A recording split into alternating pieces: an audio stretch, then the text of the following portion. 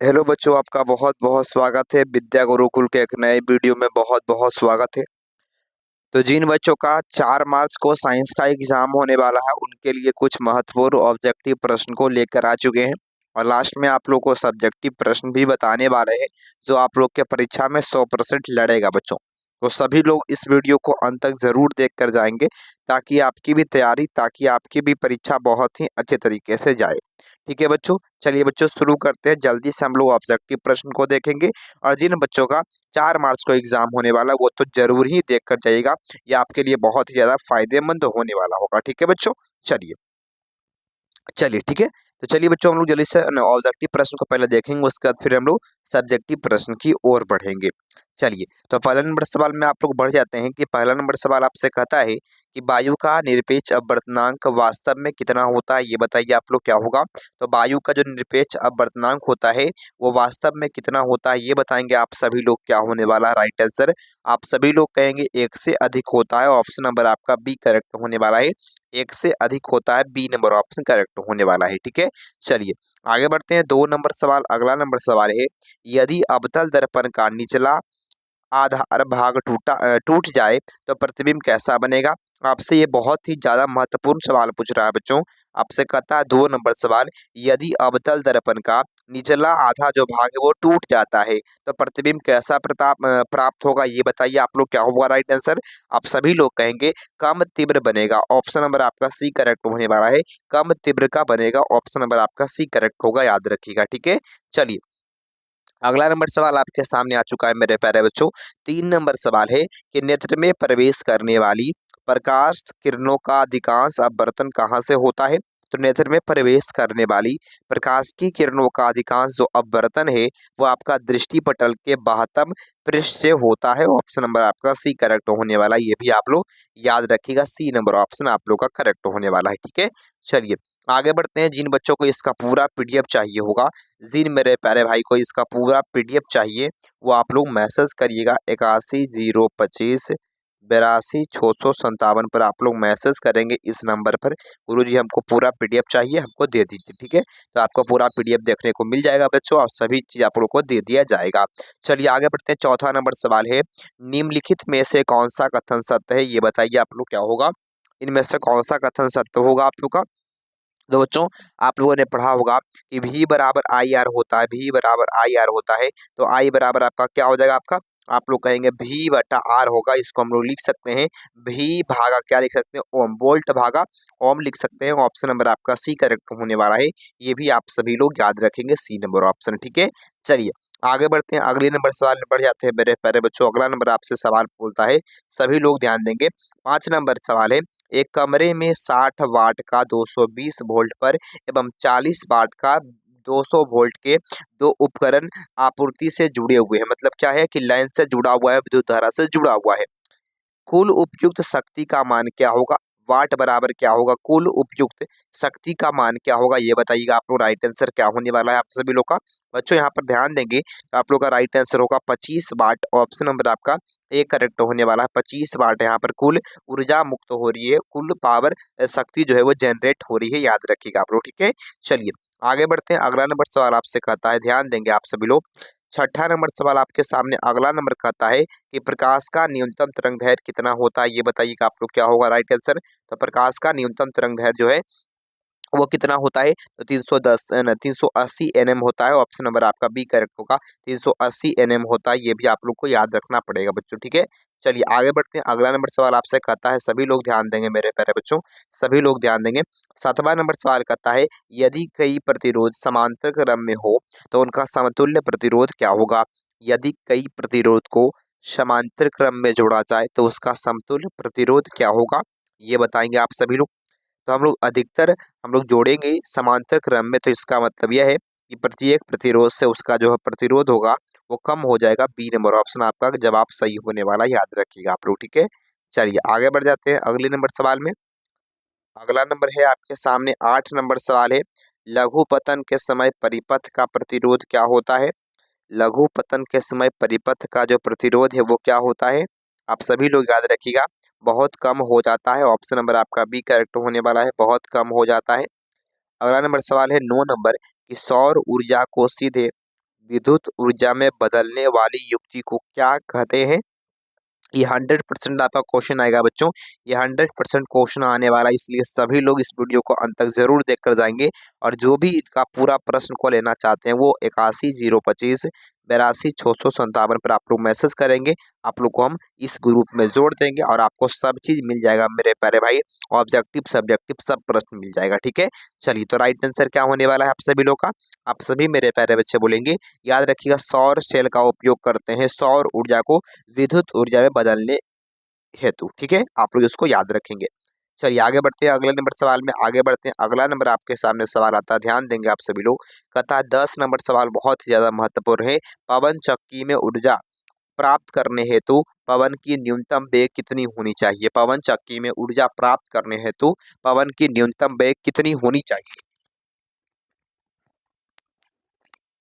तो आप सभी लोग याद रखिए मेरे प्यारे बच्चों, 15 किलोमीटर पर घंटा। ऑप्शन नंबर आपका बी करेक्ट होने वाला है, 15 किलोमीटर पर घंटा याद रखेंगे आप सभी लोग।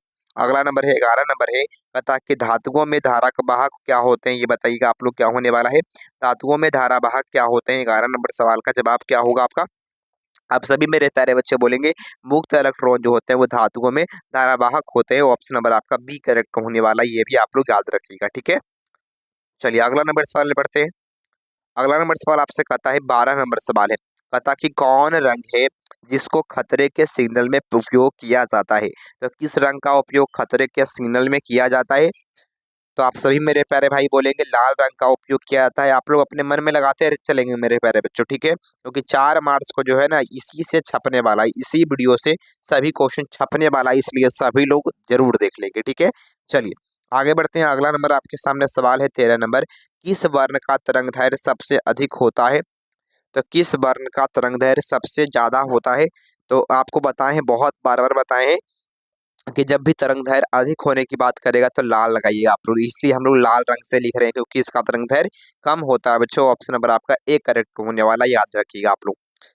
अगला नंबर सवाल में पढ़ते हैं, 14 नंबर है, टिंडल प्रभाव प्रकाश की कौन सी परिघटना को दर्शाता है? तो टिंडल प्रभाव जो है प्रकाश की कौन सी परिघटना को प्रदर्शित करता है? ये बताइएगा जल्दी से, क्या होगा राइट आंसर आप सभी लोग का? तो आप सभी लोग याद रखिएगा 14 नंबर सवाल का ऑप्शन नंबर आपका डी करेक्ट होगा, प्रकाश का प्रकीर्णन। ऑप्शन नंबर आपका डी करेक्ट होने वाला है, ठीक है, प्रकाश के प्रकीर्णन को दर्शाता है। आगे बढ़ते हैं अगले नंबर सवाल में। अगला आपके सामने सवाल आ चुका है, देखिए 15 नंबर सवाल आपसे बहुत ही ज्यादा महत्वपूर्ण सवाल आपसे कहता है बच्चों, सभी लोग ध्यान दीजिएगा इस प्रश्न को, सभी लोग इस प्रश्न को ध्यान से सुनिएगा। आप लोग का कहता है 15 नंबर, निम्न में से कौन सा असंतृप्त हाइड्रोकार्बन है? असंतृप्त हाइड्रोकार्बन का मतलब है जिसमें डबल बॉन्ड या ट्रिपल बॉन्ड बनता है, ट्रिपल बॉन्ड बनता है उसको हम लोग क्या बोलते हैं? असंतृप्त हाइड्रोकार्बन बोलते हैं। अब बताएंगे इनमें से किस यौगिक में आप लोग को देखने को मिल रहा है इसमें बनेगा, आप लोग का क्या बनेगा बच्चों? तो आप लोग का असंतृप्त हाइड्रोकार्बन बन रहा है, ठीक है। जल्दी बोलेंगे आप लोग राइट आंसर क्या होने वाला है आप सभी लोग का बच्चों? तो राइट आंसर आपका होगा ऑप्शन नंबर सी करेक्ट होने वाला है। C2H4 जो है ये क्या बन रहा है? यहाँ पर हो रहा है डबल बॉन्ड बन रहा है, ट्रिपल बॉन्ड, तो आप लोग कहेंगे डबल बॉन्ड बन रहा है, ठीक है, याद रखोगे आप लोग। चलिए अगला सवाल 16 नंबर का है, किसी चालक का प्रतिरोध निर्भर करता है? ये बताएंगे आप लोग क्या होने वाला है राइट आंसर आप लोग का? देखिए किसी चालक का जो प्रतिरोध है मेरे प्यारे बच्चों, आप सभी लोग कहेंगे कि चालक की लंबाई पर निर्भर करता है। ये आपके सब्जेक्टिव क्वेश्चन में 2 नंबर में आएगा बच्चों, इसको आप लोग याद कर लोगे, आप लोग इसको याद कर लीजिएगा बच्चों, ठीक है। चले, तो चालक की लंबाई पर डिपेंडेंट करता है, मतलब डिपेंड करता है, चालक के अनुप्रस्थ काट का क्षेत्रफल पर डिपेंड करता है, चालक की प्रकृति पर डिपेंड करता है। तो ऑप्शन नंबर आपका डी करेक्ट होगा, इनमें से सभी चीजों पर डिपेंड करता है, ठीक है, आप लोग इसको याद रखेंगे। चलिए आगे बढ़ जाते हैं अगले नंबर सवाल में, आगे बढ़ते हैं। अगला नंबर सवाल है आपके सामने, देखो अगला नंबर है बहुत ही ज्यादा महत्वपूर्ण सवाल है, VVI जिसको हम लोग कह सकते हैं बच्चों। तो 17 नंबर सवाल आपसे बहुत ज्यादा कहता है बच्चों, सभी लोग ध्यान देंगे।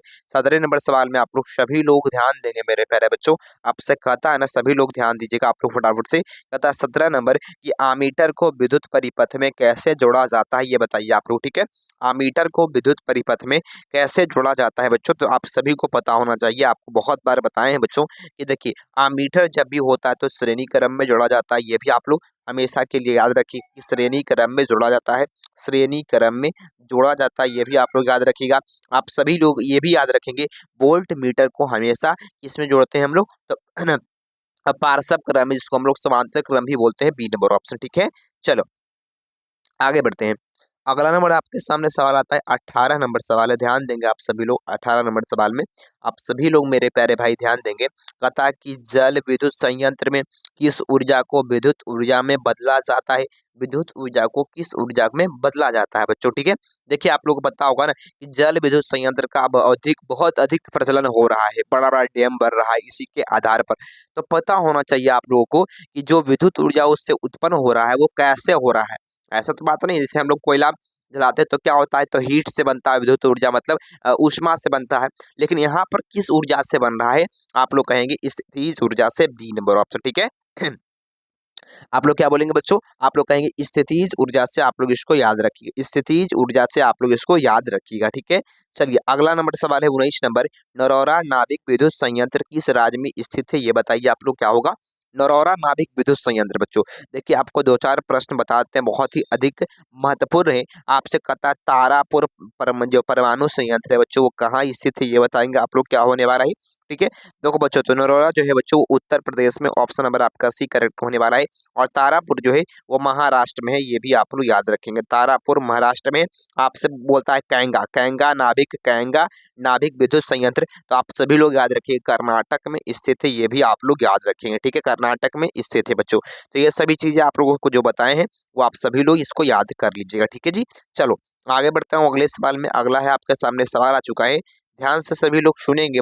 20 नंबर सवाल, गोलीय दर्पण की फोकस दूरी 40 सेंटीमीटर है, तो उसकी फोकस सॉरी बच्चों, सॉरी यहाँ पर गलती से पढ़ा गया। यहाँ पर बोलता है गोलीय दर्पण की वक्रता त्रिज्या 40 सेंटीमीटर है, तो फोकस दूरी क्या होगी इसकी, इसकी फोकस दूरी क्या होगी मेरे प्यारे बच्चों। तो आप सभी लोग कहेंगे आधी होती है, तो सबसे आसान प्रश्न है बच्चों, ऑप्शन नंबर आपका सी करेक्ट होने वाला है। आप सभी लोग इसको याद रखिएगा, ठीक है। चलो आगे बढ़ते हैं, तो आगे बढ़ जाते हैं अगला नंबर सवाल में। अगला आपसे कहता है 21 नंबर, ऊर्जा के सभी रूपों में अनंत स्रोत किसे माना जाता है, बताइए आप लोग। ऊर्जा के सभी रूपों में अनंत स्रोत किसे माना जाता है, तो आप सभी लोग मेरे प्यारे भाई बोलेंगे बिल्कुल करेक्ट होगा, ऑप्शन नंबर आपका सी होगा, सूर्य को माना जाता है, याद रखिएगा आप लोग। अगला नंबर है 22 नंबर कि प्रकाश तरंग होती है, ये बताइए आप लोग क्या होगा।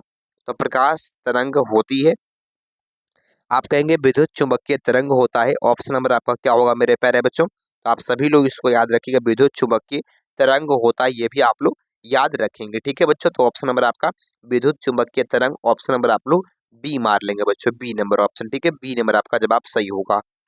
चलो बच्चों आगे बढ़ते हैं अगले नंबर सवाल में। अगला आपसे कहता है, ध्यान से सभी लोग सुनेंगे, इस प्रश्न को ध्यान से सुनिएगा। आप लोग को बहुत ही महत्वपूर्ण सवाल बता रहे हैं बच्चों, सभी लोग ध्यान से सुनिएगा, ठीक है। ध्यान से आप सभी लोग सुनेंगे। प्रश्न आपसे कहता है बच्चों कि निम्नलिखित में से कौन सा बुझा हुआ चूने का सूत्र होता है। बुझे हुए चूने का सूत्र कौन होता है बच्चों, बुझा हुआ चूने का सूत्र कौन होता है, ये बताइएगा आप लोग। राइट आंसर क्या होने वाला है आप सभी लोग का, तो आप लोग इसको याद रखिएगा, ऑप्शन नंबर आपका हो जाएगा CaCO3 होता है, ये भी आप लोग याद रखिएगा, ठीक है। चलिए आगे बढ़ते हैं अगले नंबर सवाल में, जल्दी से ध्यान देंगे आप सभी लोग। अगला आपसे कहता है 24 नंबर कि चीनी का रासायनिक सूत्र क्या होता है, ये बताइएगा आप लोग क्या होगा। चीनी का रासायनिक सूत्र क्या होता है बच्चों, तो याद रखिएगा चीनी का जो रासायनिक सूत्र होता है वो C12H22O11, ऑप्शन सी करेक्ट होने वाला है, सी नंबर ऑप्शन। अगला नंबर आपसे कहता है कि विद्युत फ्यूज काम करता है, ये बताइए आप लोग क्या होगा। विद्युत फ्यूज किस पर आधारित होता है, तो विद्युत फ्यूज जो है आप कहेंगे विद्युत धारा के उष्मीय प्रभाव पर कार्यरत होता है, ऑप्शन नंबर आपका ए करेक्ट होने वाला है। विद्युत धारा के उष्मीय प्रभाव पर कार्य करता है। अगले नंबर सवाल में बढ़ते हैं हम लोग। अगला नंबर आपके कहता है कि 26 नंबर, विभक्त बलय का उपयोग किस उपकरण में किया जाता है, तो विभक्त बलय का जो उपयोग है वह किस उपकरण में किया जाता है। आप सभी लोग कहेंगे कि विद्युत मोटर में किया जाता है, ऑप्शन नंबर आपका ए करेक्ट होने वाला है, विद्युत मोटर में किया जाता है बच्चों। सभी लोग ध्यान देंगे आप सभी लोग। अगला नंबर आपके सामने सवाल आता है मेरे प्यारे बच्चों, ध्यान दीजिएगा आप सभी लोग।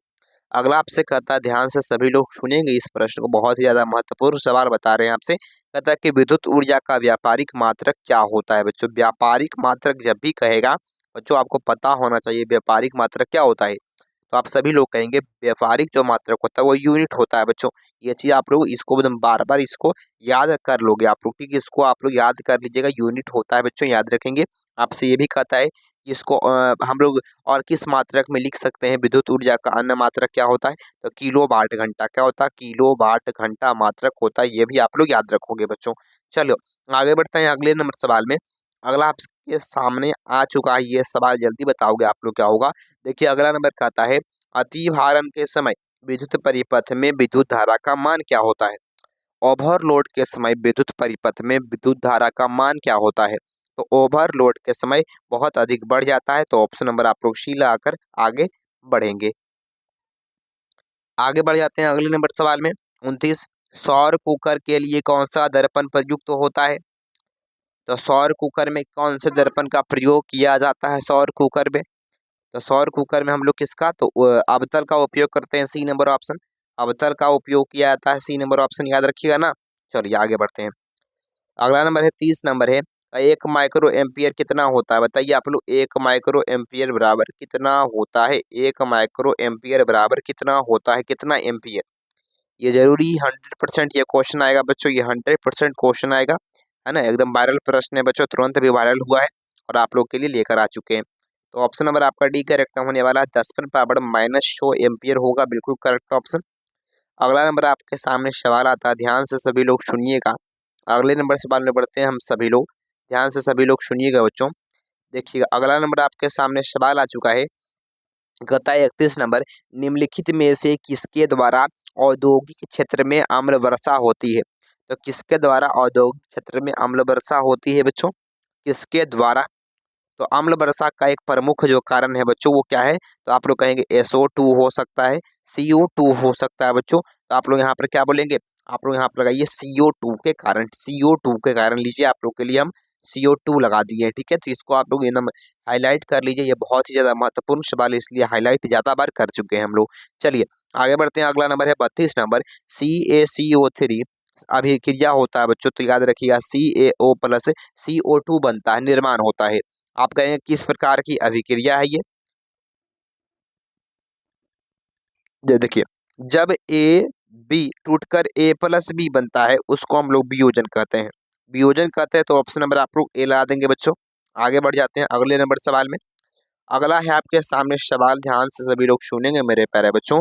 देखोगे आप लोग फटाफट से ध्यान दीजिएगा। आप लोग क्या होगा, कहता है कि मालाचाइट, मालाचाइट किस धातु का अयस्क होता है?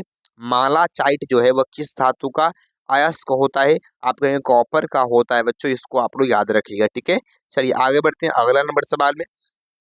अगला आपसे कहता है, ध्यान से सभी लोग सुनेंगे बच्चों, ध्यान से सुनेंगे। मैग्नीशियम की परमाणु संख्या 12 है, इसकी संयोजकता कितनी होती है? परमाणु संख्या 12 आपसे कह रहा है बच्चों, ध्यान देंगे आप लोग। परमाणु संख्या 12 आपसे कह रहा है, इसका मतलब इसका जो होगा इलेक्ट्रॉनिक विन्यास है वो 2 8 और कॉमा क्या होगा, 2 हो जाएगा। और अंतिम कक्षा में क्या है, 2 इलेक्ट्रॉन है। अंतिम कक्षा में कितना इलेक्ट्रॉन है बाबू? 2 इलेक्ट्रॉन है। इसलिए आप सभी लोग इसको याद रख सकते हैं। 2 इलेक्ट्रॉन जब कह रहा है तो याद रख सकते हैं आप लोग, 2 करेक्ट ऑप्शन होने वाला है आपका, ठीक है। याद रखिएगा आप लोग। चलिए अगला नंबर आपके सामने सवाल आता है, कहता है कि पानी से भरी बाल्टी की गहराई कम मालूम पड़ने का कारण क्या है? तो पानी से भरी हुई बाल्टी का कम गहराई मालूम पड़ना कारण क्या है बच्चों? आप सभी लोग कहेंगे प्रकाश का अपवर्तन, लेकिन दिया हुआ तो नहीं है कहीं पर। तो इसलिए आप लोग इनमें से कोई नहीं होना चाहिए। यहाँ में से मतलब इनमें से कोई नहीं होगा बच्चों। चलो आगे बढ़ते हैं। अगला नंबर है, कठोर जल को मृदु बनाने के लिए सोडियम के किस यौगिक का प्रयोग किया जाता है? तो सोडियम के किस यौगिक का उपयोग कठोर जल को मृदु मतलब पीने लायक बनाने के लिए उपयोग किया जाता है? आप कहेंगे Na2CO3 का उपयोग करते हैं। तो आप लोग इसको याद रखिएगा बच्चों। ऑप्शन नंबर आपका बी करेक्ट होने वाला है, ठीक है। याद आ गया ना? याद आ गया ना आप सभी लोग को? चलो बहुत अच्छी बात है। लीजिए आपको लिए हम पेंट कर दिए हैं, इसको आप लोग हाईलाइट कर दिए हैं, याद रखेंगे आप सभी लोग। चलिए आगे बढ़ते हैं अगले नंबर सवाल में। अगला है आपके सामने। अगला देखेंगे, ध्यान से आप सभी लोग ध्यान से सुनेंगे मेरे प्यारे बच्चों। सभी लोग ध्यान से सुनिएगा इतना चीज को आप लोग। देखिए 38 नंबर आपसे कहता है कि कार्बन के 2 अपरूप के अलावा तीसरा अपरूप क्या है? कार्बन के 2 अपरूप के अलावा तीसरा अपरूप क्या है? आप कहेंगे फ्लोरीन जो है वह तीसरा अपरूप है। ऑप्शन नंबर आपका सी करेक्ट होने वाला है। अगला नंबर कहता है कि भोजन का पचना किस प्रकार की अभिक्रिया है?